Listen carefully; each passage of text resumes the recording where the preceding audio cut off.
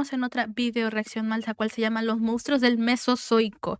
Top 7 series aterradoras de la era de los dinosaurios. Todos los créditos respectivos van al canal Da Vincenco. Y ya bastante tiempo que no lo reaccionamos, así que pusieron videitos y pues tocó verlo, ¿verdad? Para decirle que pueden encontrar el video original como los créditos respectivos en la cajita de descripción. Como igualmente todas mis video reacciones las grabamos en mi canal de Twitch. Me pueden encontrar en todas mis redes sociales como Saya Lingel. Ahora sin más, empecemos. En los vídeos anteriores hemos estado explorando todo tipo de épocas geológicas, que eran el hogar de animales que hoy en día nos parecerían criaturas mitológicas de leyenda, desde las bestias de la Edad del Hielo, a los que nuestros antepasados tuvieron que hacer frente, pasando por los seres gigantes del Cenozoico primordial, y también aquellas criaturas tan extrañas de las épocas de la Tierra más distantes a nosotros, como el Carbonífero, el Devónico o el Pérmico. ¿Es una mezcla rara entre el dientes de sable y un mamut? No sé, está raro. Bueno, los dientes de sable se me dan a entender entre los dientes, ¿verdad? Vaya la redundancia.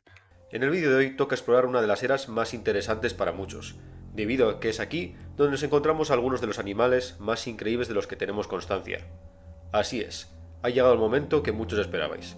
En este top nos adentramos en el ecosistema de los erróneamente llamados lagartos terribles, y analizaremos a los 7 monstruos más terroríficos de este mundo, un periodo que comenzó hace 252 millones de años, en el Triásico, y finalizó hace unos 65 millones de años, en el Cretácico, con una de las mayores extinciones masivas que haya visto nuestro planeta. Bienvenidos a la era de los titanes, el Mesozoico.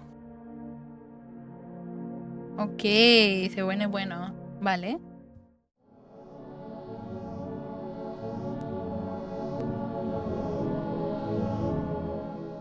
En los años 40, la Academia de Ciencias de la Unión Soviética financiaba expediciones paleontológicas al desierto del Gobi, Mongolia, una de las zonas más ricas en fósiles del periodo Cretácico. Estas sucesivas expediciones encontraron todo tipo de fósiles en muy buen estado, desde los restos de grandes terópodos y ceratópsidos a fósiles de tortugas gigantes. Entre los fósiles hallados se encontraba un alargado fragmento de hueso curvo, de unos 50 centímetros de longitud. Los paleontólogos, debido a la gran cantidad de fósiles de tortugas que encontraron, lo asociaron en principio con las costillas de una de estas tortugas. Ok, vale. En verdad no sabemos cómo se veían exactamente esos animales. Es como los imaginamos, pero no sabemos si eran así exactamente. Efectivamente, todo lo que son dinosaurios son un quizás, porque no está asegurado que realmente lo sean, a menos que se hayan encontrado bastantes huesos. Pero eso no quita el hecho de que sigue siendo un quizás que estén acomodados de esa manera, ¿verdad? Pero nuevas expediciones encontraron más de estos fragmentos, junto con huesos de metacarpos y también de extremidades. Es decir, que no se trataban de costillas, sino de unas garras de un tamaño descomunal. Las mayores garras en comparación al cuerpo de cualquier animal que haya existido. Ptericinosaurus, uno de los dinosaurios de aspecto más intimidante de todos. Este animal era un terópodo gigante con un plan corporal bastante curioso. Caminaba erguido y alcanzaba los 5 metros de alto, medía unos 10 metros de largo y superaría las 5 toneladas de peso. También nos han llegado impresiones de la piel y su contorno de otras especies relacionadas con este animal. En estas impresiones aparecen largas plumas primitivas, por lo que seguramente Ptericinosaurus estaría cubierto de un largo manto de plumas. Pero no nos desviemos de la parte más llamativa de este animal, sus largas manos armadas con unas garras curvas gigantescas, que están totalmente desproporcionadas. A pesar de que al principio los paleontólogos del siglo XX lo catalogaron como un feroz carnívoro, al igual que la inmensa mayoría de sus familiares terópodos, y que usaba estas garras para descuartizar a sus presas, los últimos estudios indicaron que Ptericinosaurus en realidad se trataba de un herbívoro que paseaba por los bosques de Eurasia durante el Cretácico, y estas garras curvas gigantes le serían muy útiles a la hora de agarrar y doblar las ramas de los árboles para alimentarse. Pero no nos confundamos, ser herbívoro no es sinónimo de ser inofensivo. Teniendo en cuenta el ecosistema en el que vivía este animal, debía de ser capaz de defenderse de todo tipo de peligros. Su tamaño ya sería suficiente para hacer que los depredadores se lo pensasen 2 veces antes de atacar. Aún así, como demuestran las marcas de músculos ultra desarrollados en los huesos de los brazos de este animal, estas garras gigantes no tenían simplemente la función de sujetar ramas de árboles, y seguramente era un arma terrible que Ptericinosaurus utilizaba para defenderse de los depredadores. El animal no utilizaría estas garras como sables, dando tajos horizontales.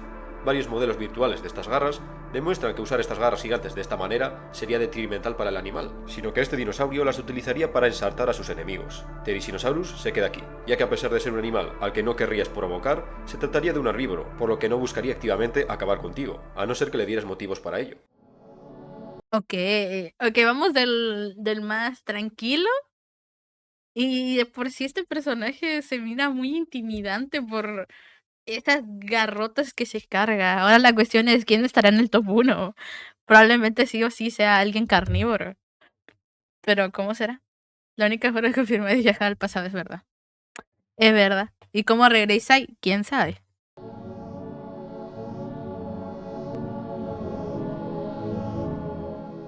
Lo que hoy en día es el norte de África y el Sáhara, hace 100 millones de años no podría ser más diferente a lo que nos encontramos en la actualidad. Por aquellos días del Cretácico inferior, este territorio era un paisaje serpenteado por grandes ríos y deltas, con densos bosques bordeando las masas de agua. Vale. Omnívoro también. O un omnívoro. Se trataba de un ecosistema muy diverso con todo tipo de criaturas, y en estos bosques y manglares del norte de África prehistórica se daba algo que es muy poco común. Normalmente en un ecosistema encontramos un gran superdepredador y otros depredadores de menor tamaño que se especializan en diferentes campos, pero en este ecosistema convivían varios grandes depredadores a la vez. Entre estos grandes depredadores podríamos encontrar titanes como los abelisaurios, de 7 metros de largo y que estaban armados con gruesas cabezas como las de un perro de caza. Pero los bracitos que le ponen, güey. Nah, me ponen eso y me cago de risa, güey. El carcaradontosaurio, un terópodo gigante de 13 metros de largo y armado con uno de los mayores Ese ya no da tanta risa, güey. cráneos en relación a su cuerpo de cualquier animal, o el colosal espinosaurio, un terópodo semiacuático que podría alcanzar los 16 metros de largo. Este catálogo Menos. de grandes depredadores, compartiendo un mismo ecosistema, quiere decir que los pantanos del norte de África de prehistórica eran un vergel de vida, con una gran cantidad de presas que podrían sustentar a este abanico de superdepredadores.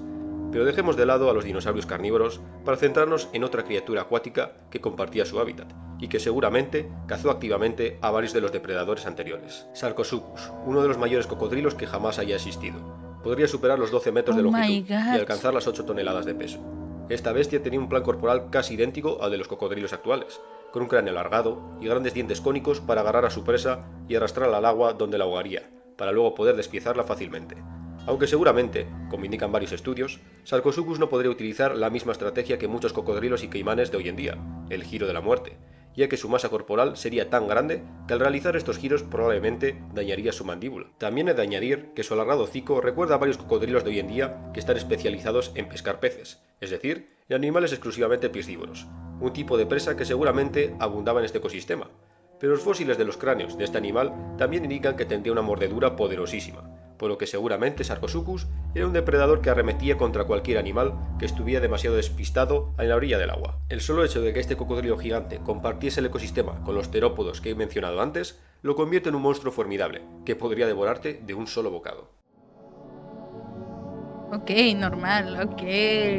Desde siempre han existido los cocodrilos. El vuelo es una de las habilidades más espectaculares que ha evolucionado en nuestro planeta. Los organismos que son capaces de volar tienen una enorme ventaja sobre el resto, con el inconveniente de que la habilidad de volar suele ser muy costosa energéticamente hablando. El vuelo ha evolucionado varias veces a lo largo de la historia de la vida, en linajes animales totalmente diferentes. Los primeros en alzar el vuelo fueron los insectos, y como bien sabemos, los que perfeccionaron esta habilidad fueron las aves. Aunque mamíferos, como los murciélagos, también fueron capaces de conquistar el aire. De todos modos, durante el Mesozoico, si levantases la cabeza al cielo, el grupo de animales más comunes que te encontrarías sería uno que evolucionó convergentemente con el plan corporal de los murciélagos, y que son los representantes de los animales voladores más espectaculares de la historia del planeta. Los reptiles voladores, es decir, los pterosaurios. Estos animales que surgieron en el Go. Esos cocodrilos son unos pillos, literal, desde siempre han estado, güey. Y no han cambiado mucho, nada más se hicieron más chiquitos. Algunos de estos incluso peor existirán aún, pero ahí en lo más profundo del planeta, sea por agua tierra. Más que nada sería por agua, pero sí. Todavía no, al final de cuentas, como tal como el ser humano no ha podido entrar tan abajo por la presión del propio planeta, entonces de que haya animales que probablemente superen o aguanten dicha presión, deben haber, deben haber. Y se hayan adaptado también a la oscuridad del mar. Triásico fue uno de los grupos de reptiles más exitosos de la historia. Volaban gracias a unas membranas de piel que se situaban entre sus brazos y su tronco, además de poseer unos huesos ligeros llenos de bolsas de aire, al igual que los de las aves. Venían en todo tipo de formas y tamaños, los había diminutos, que serían poco más grandes que la palma de tu mano, como el Sinomacrops, que aparte de estaría cubierto con una especie de plumón, y su aspecto nos recordaría más a un mamífero que a un reptil. Otros tenían crestas estrafalarias, para llamar la atención de las hembras. ¡Qué Y el feo! pico de cada especie mostraba una gran especialización dependiendo de su dieta. Ese se parece a las gaviotas, güey. Desde picos alargados sin dientes, anchos con dientes como agujas o incluso con barbas para filtrar el agua, al igual que las ballenas. Pero entre todos estos seres increíbles, el que se queda con el puesto no puede ser otro que la mayor criatura que haya alzado el vuelo, el colosal Quetzalcóatlus. La envergadura de ala de este animal podría alcanzar los 11 metros. No way, Quetzalcóatl. Como el dios. Oh my god, eso pensé en los gaviotas del pasado. Sí, también igual pensé que eran gaviotas. Un ser tan grande que ha llevado a muchos paleontólogos a pensar que este animal no podría alzar el vuelo y a duras penas volar, a pesar de que claramente todo su plan corporal indica lo contrario. Según los últimos estudios, los pterosaurios gigantes utilizarían sus alas para impulsarse hacia arriba en una especie de gran arco, para a continuación desplegar sus alas y después dar un par de enérgicos aleteos para dejarse llevar por las corrientes, al igual que un ala delta. La densa atmósfera del Cretácico también sería de ayuda para que estos animales alzasen el vuelo. Del mismo modo, tenía unos músculos muy desarrollados y crestas óseas que se anclaban con los músculos responsables del movimiento de sus alas. Algunos estudios consideran que Quetzalcóatlus podría alcanzar una velocidad de vuelo de hasta 88 km por hora y podría seguir un estilo de vida similar al de los albatros viajeros. Uy, se ven tan raros, cabezote y cuerpo chiquito. Bueno, por los dibujos que están poniendo, güey. Dejándose llevar por las corrientes ahorrando energía. Algunas estimaciones sugieren que con esta estrategia el animal era capaz de recorrer más de 16.000 kilómetros sin detenerse en tierra firme, una distancia similar a la que separa Nueva York de Sydney. Se ha de mencionar que los escáneres de cerebro de los cráneos de estos animales muestran que el flóculo de los pterosaurios, es decir, la parte del cerebro encargada de mantener estable la imagen de la retina en los animales, ocupaba el 7,5% de la masa total del cerebro, más que en cualquier otro vertebrado. Las aves tienen un flóculo inusualmente grande, comparado con otros animales, pero esto solo ocupa entre 1 y el 2% de la masa cerebral total, es decir, que no solo serían capaces de volar, sino que serían unos excelentes acróbatas y muy buenos juzgando distancias y posiciones en fracciones de segundo. Pero lo más terrorífico sería ver este animal en tierra firme. Según varios estudios, este animal buscaba alimento andando por tierra y no lanzándose sobre sus presas como un ave rapaz, es decir, que a la hora de buscar presas, Quetzalcóatlus caminaba posado sobre sus alas. Suele decir que caminando de esta manera, este animal alcanzaría los 6 metros de altura, más alto que cualquier gran dinosaurio carnívoro. Imaginaros un animal alargado, más alto que una jirafa, caminando decididamente hacia ti, sin emitir sonido alguno, para después lanzar su gran cabeza de 2 metros de longitud contra ti, intentando ensartarte. Una visión terrorífica y a la vez impresionante. Ok, curioso. Que vivan los dinosaurios Aparece en la Norteamérica del Cretácico. Un grupo de iguanodóntidos busca algas que comer en la orilla del río. Ah, bueno, volar para qué. Sí, ¿para qué? Eso está sobrevalorado. El sol no ha salido por completo, pero estos grandes herbívoros se sienten cómodos buscando alimento en el fresco crepúsculo antes de que comience el caluroso día. De repente, el tranquilo ambiente cambia. Algunos animales empiezan a alzar la cabeza y a olfatear el aire. Hay algo entre los juncos y plantas altas que bordean el río. El nerviosismo se va transmitiendo de un animal a otro. Uno de los iguanodóntidos comienza a berrear, con un profundo sonido como el de un trombón. Es la señal para... Ok, algo tocho se viene acá, grandote, intimidante, güey, para que todos los demás le tengan miedo. Para que el grupo se reagrupe y se alejen de la orilla del río, lo antes posible. Un viejo ejemplar se está retrasando. No consigue seguir el ritmo de la manada, que ya está a unos 50 metros delante de él. Es entonces cuando los oídos del anciano animal captan dos sonidos simultáneos. Uno proviene de la derecha y otro de la izquierda. Las pisadas de dos animales, que avanzan decididos hacia él. Ok, debe ser una manada, ¿no? Tipo de animales, entonces, o un dúo. Los instintos de supervivencia del animal se activan, y comienza una marcha forzada, desesperada por llegar a la seguridad del grupo.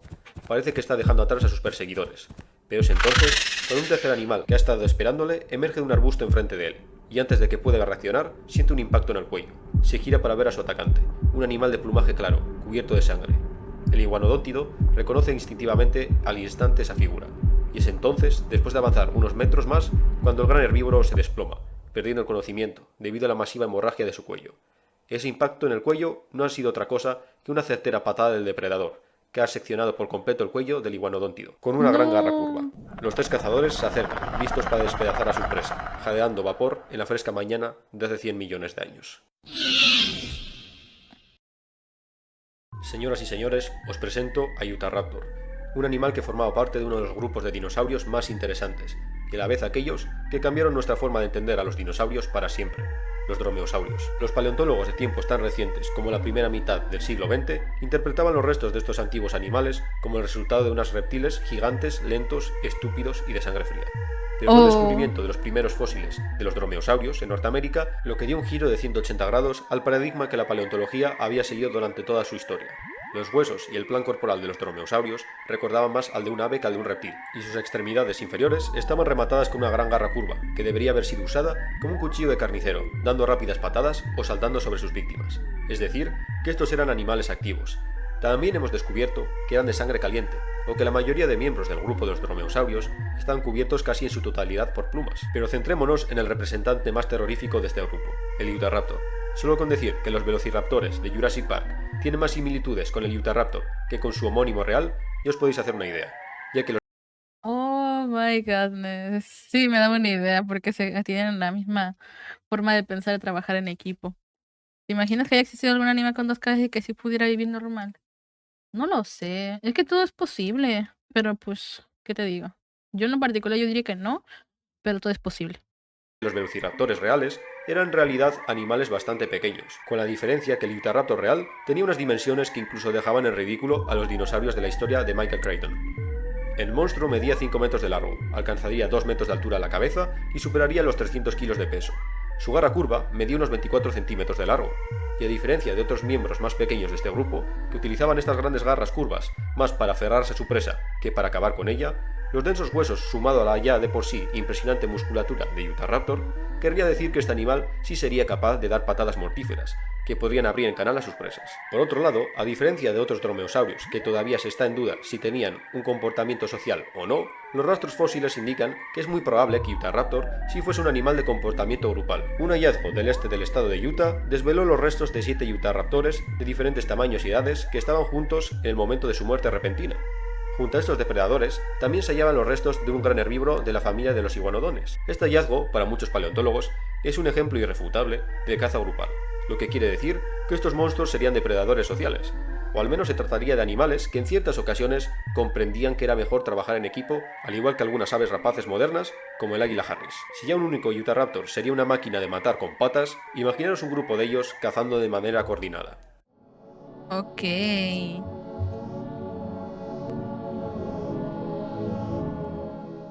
El Triásico era una era geológica que comenzó hace 250 millones de años. Era un tiempo de transición. Después de la gran extinción del Pérmico, una gran parte de los reptiles y sinápsidos que habían sido los dueños de Pangea primordial habían desaparecido, y los supervivientes de este desastre natural de proporciones bíblicas competían con nuevos grupos de animales que surgieron para aprovechar los nichos ecológicos vacíos. La fauna del Triásico era muy interesante y variada. Entre estos nuevos grupos encontramos animales que no son familiares, como los primeros mamíferos, que consistían en pequeños animales que vivían en madrigueras, los pterosaurios que hemos explorado antes. En los océanos todo tipo de reptiles marinos comenzaban a diversificarse y por supuesto en esta época comenzaron a aparecer los primeros dinosaurios, que ya se estaban adueñando poco a poco de todos los nichos ecológicos terrestres, debido a su gran adaptabilidad. Pero fue un antiguo linaje de reptiles el que dio origen al monstruo de este puesto, un ser que a pesar de surgir en el ocaso de su rama evolutiva, era el rey y señor del Triásico, y uno de los depredadores más impresionantes de la historia del planeta Tierra, Phaseolasuchus, el mayor depredador terrestre de todos los tiempos excluyendo a los grandes dinosaurios terópodos. Tendría 10 metros de longitud y podría alcanzar las 6 toneladas de peso.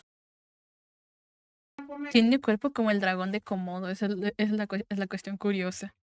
También se debe mencionar que este animal tenía una postura muy recta y que utilizaría su columna vertebral reforzada para poder moverse rápidamente en esta forma de marcha recta. Es decir, que a pesar de ser un animal cuadrúpedo de cuello corto, era muy alto, llegando a medir 2,5 metros de altura a la altura de los hombros. Como lo oís, si tenéis una estatura media, apenas llegaréis a la articulación de las extremidades de este animal.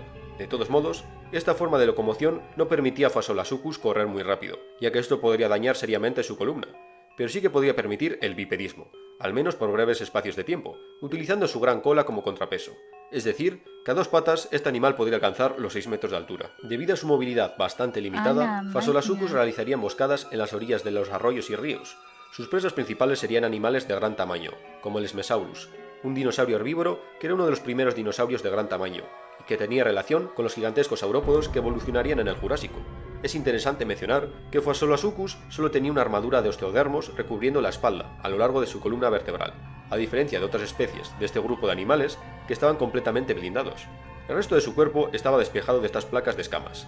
Todavía se teoriza mucho acerca de este recubrimiento de escamas tan limitado, pero algunos paleontólogos opinan que los ejemplares juveniles sí estaban blindados, pero a medida que alcanzaban su tamaño adulto, iban perdiendo estos osteodermos. Pero seamos sinceros, en su tamaño adulto, seguramente nadie se atrevería a dañar a este animal. Phaseolasuchus se queda aquí, un titán que solo es eclipsado por los grandes dinosaurios carnívoros. Claro, ahora vamos a empezar con los carnívoros. Debe haber aquí buenos. Hasta ahora en este top nos hemos centrado en los seres que habitaban los bosques, llanuras y deltas de este increíble mundo prehistórico. Pero los ecosistemas terrestres quedan relegados en un segundo plano si lo comparamos con aquellos seres de pesadilla que habitaban los océanos de esta era geológica. Si hoy en día nuestros mares actuales son el hogar de seres horripilantes, no querríais ni imaginar de cómo eran los mares y océanos del Mesozoico. Probablemente el ecosistema más hostil que ha engendrado nuestro planeta. Un catálogo lleno de auténticos monstruos de todas formas y tamaños, que harían que te replanteases acercarte a menos de 20 metros de cualquier orilla del agua salada. Si te sumergieses en estos océanos, una de las formas de vida más abundantes con mucha diferencia serían los amonites, unos cefalópodos acorazados. Los más grandes podrían alcanzar los 2 metros de diámetro. En estos océanos también nadaban grandes tiburones Ya no es bonito, está gigante, huevón. de formas estrafalarias y peces de tamaños gigantescos, como el Lepsicis, un pez filtrador que podía alcanzar los 25 metros, un tamaño que hoy en día solo es superado por las mayores ballenas, como la ballena azul o el rorcual común. Pero los verdaderos protagonistas de estos mares no eran otros que los reptiles marinos, desde los ictiosaurios y su plan corporal casi idéntico a los delfines, los plesiosaurios, con sus enormes cuellos diseñados para capturar peces por sorpresa, o los terroríficos mosasaurios, que parecen monstruos marinos sacados de alguna mitología. Hay una gran variedad de criaturas de pesadilla entre las que elegir en estos grupos de reptiles marinos, pero hay un animal en particular que debo incluir en este puesto, y que en su momento puso los pelos de punta a toda la comunidad de paleontólogos. En una isla del Ártico, en el año 2006, unos paleontólogos estaban realizando excavaciones en unos sedimentos marinos que pertenecían al periodo Jurásico. Ok, esa cosa te come si pasas a su lado. Efectivamente, ese caracol raro es capaz de comerte. Hace alrededor de 150 millones de años. En esta roca negra y aceitosa semicongelada, los paleontólogos desenterraron esto, unos grandes fragmentos de una mandíbula de 3 metros de largo, armada con dientes de 30 centímetros, que pertenecían a un reptil marino gigante. Este descubrimiento dio la vuelta al mundo. Todas las publicaciones relacionadas con la paleontología presentaban el cráneo gigante de este animal en portada. Los paleontólogos todavía no sabían en qué grupo de reptiles catalogarlo, pero sin ninguna duda se trataba de uno de los mayores depredadores de la historia del planeta Tierra. Es por ello que los paleontólogos le dieron un sobrenombre siniestro a este misterioso ser: Pliosaurus funkei, el depredador X. Este monstruoso pliosaurio habitaba los mares y océanos del hemisferio norte del Jurásico. Las estimaciones más conservadoras lo colocan en unos 12 metros de largo, aunque los paleontólogos sugieren que podía llegar a los 15 metros. La masa de este animal rondaría las 40 toneladas. Por los últimos hallazgos sobre los reptiles marinos del hemisferio norte, dan a entender que estos animales estarían protegidos por una capa de grasa subcutánea, al igual que los cetáceos. Vale. Muy probablemente, también como ellos, los reptiles marinos tendrían el privilegio de ser de sangre caliente. Analizando este cráneo gigante y comparándolo con otras especies de pliosaurios menores, los paleontólogos también determinaron que este animal sería el propietario de una mordedura poderosísima. Estamos hablando, es decir, la mordedura más potente de la que tenemos registro. Por comparar, el máximo de presión que puede ejercer un humano son 300 newtons. La estrategia de caza de este animal variaría dependiendo de la presa. En el caso de presas más grandes, como ejemplo el Lepsicis que he mencionado antes, o ictiosaurios gigantes, se limitaría a acosarles, nadando alrededor en busca de un ejemplar vulnerable. Mientras que en el caso de presas de tamaño medio, el depredador X utilizaría un método de caza muy similar al de los grandes tiburones blancos, atacando desde abajo e impulsándose con sus aletas a toda velocidad, contra el vientre de su víctima, que sería prácticamente partida en dos de una dentellada. Este monstruo del abismo perfectamente podría haberse quedado con el primer puesto, pero se queda aquí debido a que todavía nos falta mucha información sobre él, a diferencia del campeón del primer puesto. Ok, todavía no saben mucho. Vale, normal. Entonces el Son top los 1 con representantes este. del Mesozoico por excelencia. Probablemente la primera imagen mental que muchos proyectan al escuchar el término dinosaurio. No es para menos, ya que este grupo de animales cautivan y a la vez aterran a todos los interesados en la paleontología. Los grandes terópodos son los depredadores más impresionantes y espeluznantes de la historia del planeta Tierra. Unos dinosaurios bípedos armados con cabezas gigantes en las que se alojaban unos dientes como cuchillos de carnicero. A pesar de que todos eran imponentes, cada especie tenía un particular aspecto. Algunos tenían hocicos finos alargados, que estarían más enfocados en una dieta piscívora, como es el caso de Baryonyx, o el gigantesco espinosaurio. Otros tenían estructuras óseas sobre su cabeza, como ocurre con los carnotauros o los ceratosaurios. Algunos alcanzaban tamaños monstruosos, como el Giganotosaurus de Sudamérica. un depredador de saurópodos, que podía alcanzar los 15 metros de largo, y también los había con hendiduras simétricas en su mandíbula inferior, como el abelisáurido conocido coloquialmente como Thanos. Ya imaginaréis de dónde proviene su nombre. Los paleontólogos a veces son unos frikis, pero entre todos estos animales, si hay que destacar uno, no puedo evitar elegir al candidato que todos tenéis en mente. Da igual lo mucho que intente elegir a otro terópodo. Al final del día, el rey es el rey.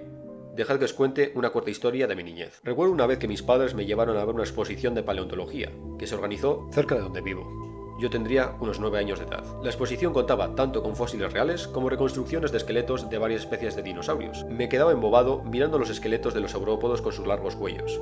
Pero de que verdad llamó mi atención no fue otra cosa que un cráneo de un gran terópodo en un expositor. No tuve ni que leer el cartel para saber de quién se trataba. Era inconfundible. La cabeza de un ser del que había leído incontables veces. Pero una cosa era leer sobre este animal y otra muy distinta ver en persona el tamaño de ese cráneo macizo, con dientes como dagas. Es entonces cuando de verdad me di cuenta que esto era lo más cercano que la biología de la Tierra estuvo en crear un dragón. El monstruo por excelencia. Os presento al rey lagarto tirano, Tyrannosaurus rex, un animal de 13 metros de largo y que podía alcanzar las 9 toneladas de peso, más que un elefante africano macho adulto. Esto también convierte al tiranosaurio en el terópodo carnívoro más pesado.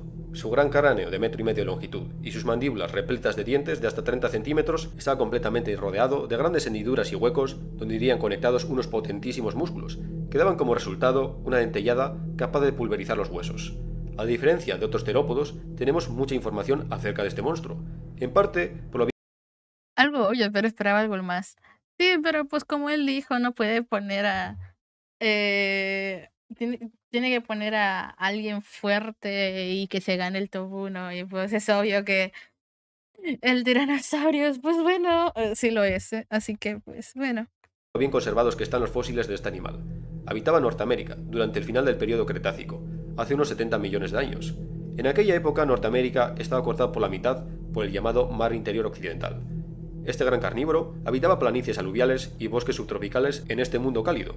En este paisaje prehistórico, los tiranosaurios compartían hábitat con otros animales muy conocidos, como los imponentes triceratops, los acorazados anquilosaurios, algunos saurópodos de cuello largo, los atrosaurios con sus crestas extravagantes, el anteriormente mencionado Quetzalcoatlus, así como otros depredadores como varias subespecies de dromeosaurios. El tiranosaurio sería el superdepredador en este entorno. Los moldes de su cerebro indican que tenía un sentido del olfato muy desarrollado, que le permitiría localizar un rastro de sangre a kilómetros de distancia.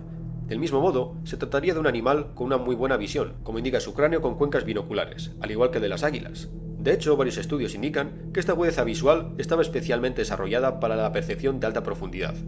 Esto puede deberse a las presas que tenía que cazar. Dinosaurios con cuernos como Triceratops, dinosaurios acorazados como anquilosaurios, y los dinosaurios con pico de pato, y sus comportamientos sociales posiblemente complejos. Esto querría decir que la precisión era crucial para el tiranosaurio, que tendría que ser capaz de hacer una emboscada y derribar rápidamente a su víctima para acabar con ella lo antes posible, antes de que tuviese tiempo a reaccionar. Más teniendo en cuenta que no sería un depredador muy veloz.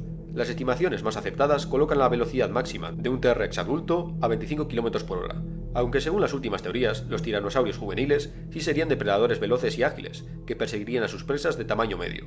Pero cuando ya llegasen a su tamaño adulto, este modo de vida sería imposible, y tendrían que ser depredadores de emboscada. Pero a pesar de todas las características terroríficas de los tiranosaurios, el registro fósil también nos indica que aunque asociemos estos animales con unos grandes cazadores solitarios, hasta cierto punto los tiranosaurios también viajarían en grupo, como muestran una senda de pisadas de 3 diferentes ejemplares que viajaban juntos. Es decir, que hasta cierto punto los tiranosaurios tendrían un comportamiento social.